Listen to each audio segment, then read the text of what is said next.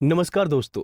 कुंभ मेले में आने वाले श्रद्धालुओं के बारे में लोग यही जानते हैं कि नागा साधु ही अघोरी साधु होते हैं, जबकि असलियत में ऐसा नहीं है। दोनों एक दूसरे से बिल्कुल अलग होते हैं और इनके बीच कई अंतर हैं।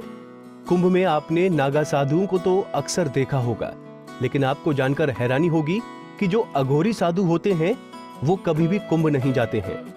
नागा साधु और अघोरियों की वेशभूषा से लेकर इनका रहन सहन, खान पान, पूजा करने के तरीके सब अलग होते हैं। हालांकि नागा साधु और अघोरी गांव और शहरों में दिखने वाले बाकी साधुओं से बिल्कुल अलग दिखते हैं। यही कारण है कि लोग उन्हें एक मान लेते हैं। इनकी दुनिया बेहद रहस्यमयी होती है जो आम इंसान नहीं जानते।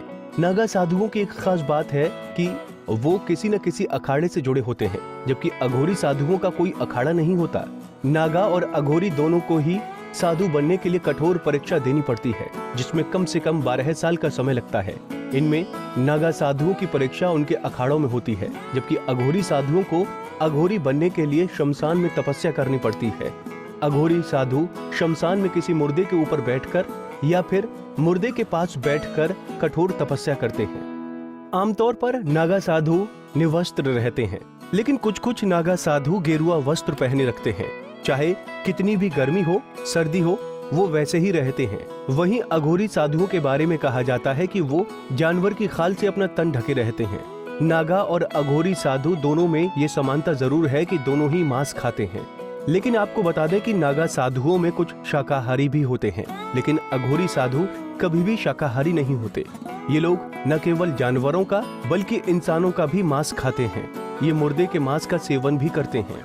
आपकी जानकारी के लिए बता दें कि नागा और अघोरी साधु दोनों ही दुनिया की भीड़ से बिल्कुल अलग रहते हैं।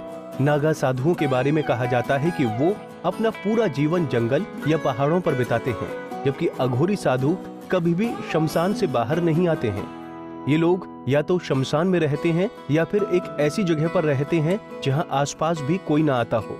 नागा साधुओं के बारे में कहा जाता है कि उनके पास रहस्यमयी ताकत होती है और ये ताकत वो कठोर तपस्या करके हासिल करते हैं। इनका इस्तेमाल वो लोगों की समस्याओं के निवारण के लिए करते हैं। वहीं अघोरी साधु तांत्रिक साधनाओं के लिए जाने जाते हैं। कहते हैं कि उनके पास भी रहस्यमयी शक्तियां होती हैं। हालांकि वो तंत्र मंत्र के माध्यम से लोगों की परेशानियों का हल निकालने के लिए जाने जाते हैं। हैरान करने वाली बात तो ये है कि हिंदू धर्म में किसी भी इंसान की मृत्यु के बाद उसे मृत शरीर को जलाने की परंपरा है। ये परंपरा सदियों से चली आ रही है, लेकिन आपको जानकर हैरानी होगी कि नागा साधुओं की मृत्यु के बाद उनके शरीर को जलाया नहीं जाता है।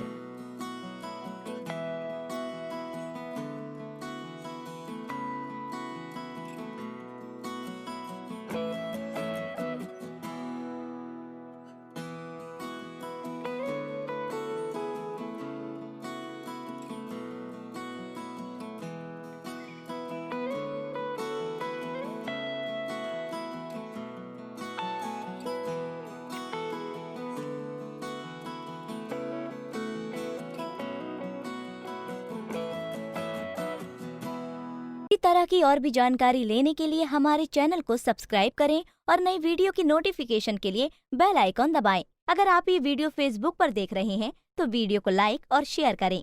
साथ ही अपनी राय कमेंट बॉक्स में जरूर बताएं। धन्यवाद।